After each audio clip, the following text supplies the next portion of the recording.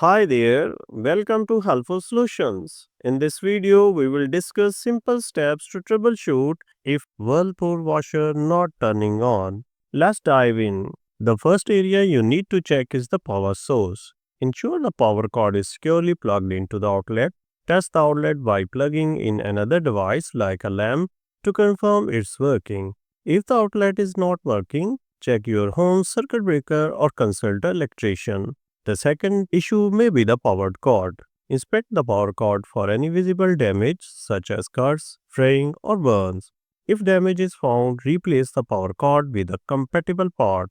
Ensure the new cord is properly installed and securely connected to washer. The third issue may be the circuit breaker. Locate your home's electrical panel and find the breaker corresponding to the washer. If the breaker is in off position, switch it back to on. If the breaker trip again, there may be electrical issue requiring professional repair. The next issue may be the lid switch. Ensure the washer lid is closed completely and properly aligned. Use a multimeter to test the lid switch for continuity. If the switch does not have continuity, replace it with a compatible replacement part. The next issue may be the control board. Inspect the control board for visible damage such as burn mark, crayon, or loose connections. If damage is found, consider replacing the control board.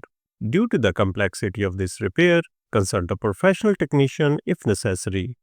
The next issue may be the blown fuses. To resolve this, refer to your washer's user manual to locate internal fuses. Use a multimeter to test the fuses for continuity.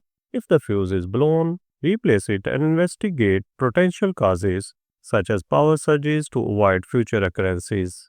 The next issue may be the timer. If another component are functioning correctly, the timer may be fault. Test the timer using a multimeter. Replace the timer if it is determined to be defective. The next issue may be the electronic glitch. Unplug the washer from the power source for 1 to 2 minutes to reset the system.